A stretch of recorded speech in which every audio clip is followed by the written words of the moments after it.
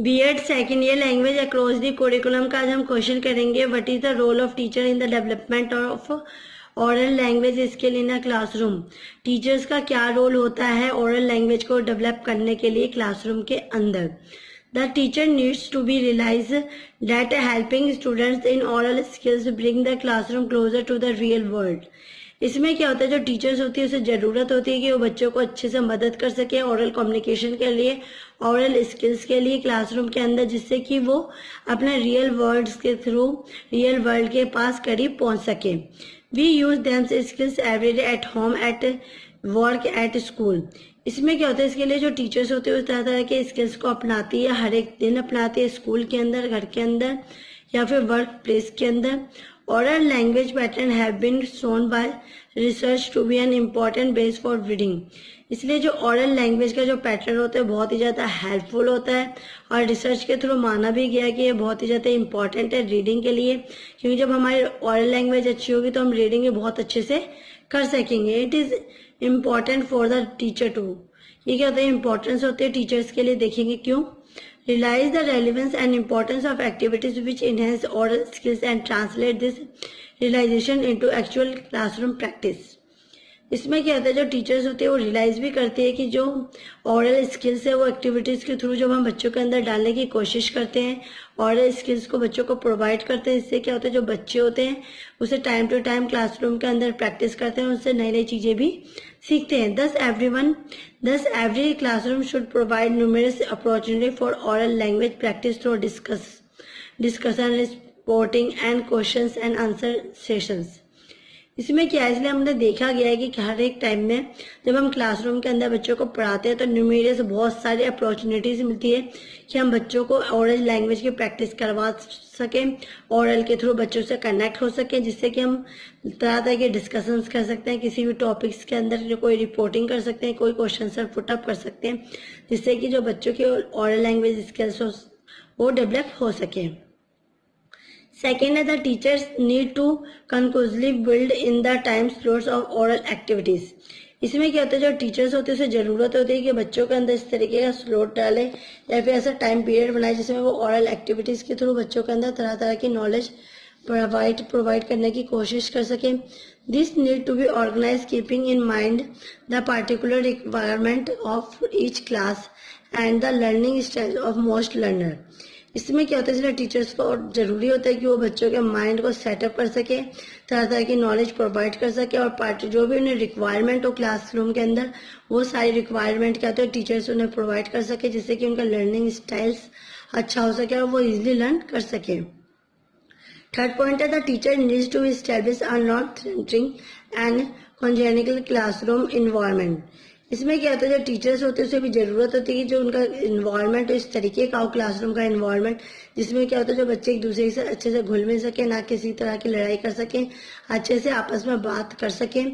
To this is has been discussed in detail earlier. ये सारी चीज क्या हमने डिस्कस कर चुके थे हम अर्लियर पहले ही। फोर्थ पॉइंट है, to ensure workable noise levels it is vital to set very clear rules and limits. इसमें क्या होता है, हमारी जो क्लासरूम हो बिल्कुल नॉइज फ्री हो, किसी तरीके की क्या होता है कोई बातचीत या फिर शोर शराबे की आवाज ना आए, प्लस में इस तरीके का हमें सेटअप करना चाहिए जिससे क्या जो भी रूल्स या फिर हमें रेगुलेशंस बनाए वो बिल्कुल ही क्लियर हो, लिमिटेड हो। फिफ्थ पॉइंट है, help the student to listen to each other and appreciate the view of others even if they are completely contrary to one's own beliefs। इसमें क्या होता है, हमें हर एक बच्चों की बातों को ध्यान से सुनना चाहिए, उसके ऊपर ध्यान देना चाहिए और बच्चों को अगर लगता है कि हमें अप्रिशिएट करना है तो हमें टाइम टू टाइम उन्हें अप्रिशिएट करना चाहिए, जिससे कि वो पूरी तरीके से चीजें सीखने की कोशिश कर सके और वो अपनी लैंग्वेज को डेवलप कर सके और जो और तरीके से बोलने की हैबिट्स हो उसे भी सुधार सके। Sixth point है, be very sensitive to the classroom dynamics and if need to provide extra support to say insecure child। इसमें क्या होता है, जो बच्चे होते हैं बहुत ही ज्यादा सेंसिटिव होते हैं, क्लासरूम के अंदर डायनेमिक होते हैं, इसलिए हमें प्रोवाइड करना चाहिए, ध्यान देना चाहिए, हमें जरूरत भी होती है कि एक्स्ट्रा सपोर्ट करें हम उन बच्चों को जो ज्यादा शर्मीले हो, शर्माते हो और अपने आप को इनसिक्योर फील करते हो, उनके लिए हमें उन बच्चों पर हमें बहुत ही ज्यादा ध्यान देने की कोशिश करनी चाहिए। Try and avoid opportunities at which such children can be belittle. इसमें क्या होता है, हमें ट्राई करना चाहिए और अवॉइड करनी चाहिए अपॉर्चुनिटीज को, जिससे कि जो बच्चे होते हैं वो अपने आप में बेस्ट हो सके और बेस्ट करके दिखाएं। Draw them out very gradually in the beginning. Let us them participate in small groups and slowly their confidence builds up and drawing them into the larger group. इसमें क्या होना चाहिए कि जो बच्चे होते हैं जब हम उन्हें चीज़ों को सिखाते हैं तो उसमें क्या होता है, बच्चों को हर एक छोटा छोटा सा ग्रुप बना देना चाहिए जिसमें कि हर एक बच्चा पार्टिसिपेट कर सके, वो भी चीज़ों को बता सके और खुद भी समझ सके। प्लस में क्या होता है, हमें क्या होता है धीरे धीरे उस ग्रुप में क्या होता है कॉन्फिडेंस लेवल बढ़ाना चाहिए और उनका जो ग्रुप होता है वो थोड़ा लार्ज करना चाहिए, जिससे कि बच्चे आपस में भी मिलके अच्छे से पढ़ सके और जो प्रॉब्लम हो टीचर से पूछ सके। 7th पॉइंट है, never miss an opportunities to press real improvement और एनी क्रिएटिव वर्क। इसमें क्या होता है, हमें कभी भी जो बच्चों की अपॉर्चुनिटीज होती है उसे कभी भी मिस नहीं करना चाहिए, कभी वेस्ट नहीं जाना चाहिए। प्लस में उनके अंदर बच्चों के अंदर रियल में असलियत में इम्प्रूवमेंट लाने की कोशिश करनी चाहिए और हमें कहते हैं बहुत ही ज़्यादा क्रिएटिव वर्क करना चाहिए, जिससे कि उसकी फैमिली और बच्चे का इंटरेस्ट बढ़े और खुद भी वो पढ़ाई में मन लगा के पढ़ाई करे। Encourage goes a long way in creative and desire to learn and improve। और टाइम टू टाइम हमें क्या होता है बच्चों को इनकरेज भी करना चाहिए, जिससे कि उनका जो लर्निंग स्किल्स है वो भी बढ़ सके, वो भी खुद से अपने मन से पढ़ने की कोशिश कर सके और वो भी अपना इसमें इंटरेस्ट दिखा सके, जिससे क्या होता है जो बच्चों का लर्निंग स्किल्स भी इंप्रूव होता है, प्लस में उनका इंटरेस्ट भी बढ़ता है। इसके ऊपर भी हमें ध्यान देना चाहिए कि जो बच्चे होते हैं कि उनकी टाइम टू टाइम हमें इम्प्रूवमेंट भी करना चाहिए और उन पर ध्यान भी देना चाहिए।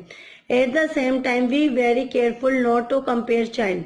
इसलिए हमें उस टाइम पे बहुत ही ज़्यादा केयरफुल होना चाहिए और बच्चों के ऊपर प्रॉपर तरीके से ध्यान देना चाहिए, जिससे कि बच्चे अच्छे से सभी काम कर सके। Value each child's work for itself. इसलिए क्या कहा गया है, हर एक बच्चे की अलग वैल्यू है, उसके काम की अलग वैल्यू, उसकी पोजीशन की अलग वैल्यू है। व्हेन मॉनिटरिंग इंडिविजुअल ग्रुप और work make specific suggestion for improvement. इसलिए जब हम बच्चों को मॉनिटर करते हैं एक एक करके और जब हम उनको ग्रुप वाइज या फिर एक एक करके बच्चों को अपने पास बुलाते हैं तो वो सब उनका मॉनिटरिंग करने के लिए होता है ना, देखने के लिए होता है कि वो खुद से कितना कर सकते हैं और इसमें कितनी वो सहमियता दिखाते हैं।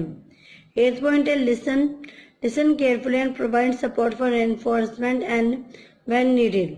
इसमें क्या होता है बच्चों को हमें बहुत ही ध्यान देना चाहिए, उनकी जब लिसनिंग हो तो उस पर बहुत अच्छे से ध्यान देना चाहिए और प्रोवाइड करना चाहिए टाइम टू टाइम उन पर रेनफोर्समेंट, जिससे कि उनका खुद का लर्निंग स्किल बढ़ सके और खुद से इंटरेस्ट दिखा सके। 9th पॉइंट है, give the students plenty opportunity to practise. इसमें क्या कहा गया, जो बच्चों के हमें टाइम टू टाइम प्रैक्टिस करवानी चाहिए, जिससे कि कोई भी गेम कोई भी एक्टिविटीज हो उसमें पार्टिसिपेट कर सके और खुद से उस चीज़ को करने की कोशिश करे। ये थे हमारे टीचर के रोल्स, जो कि वो बच्चों को और लैंग्वेज को डेवलपमेंट करने में हेल्प करते हैं। आई होप आपको आज की वीडियो पसंद आई होगी। प्लीज़ मेरे वीडियो को लाइक, कमेंट एंड सब्सक्राइब कीजिए। Thanks for watching.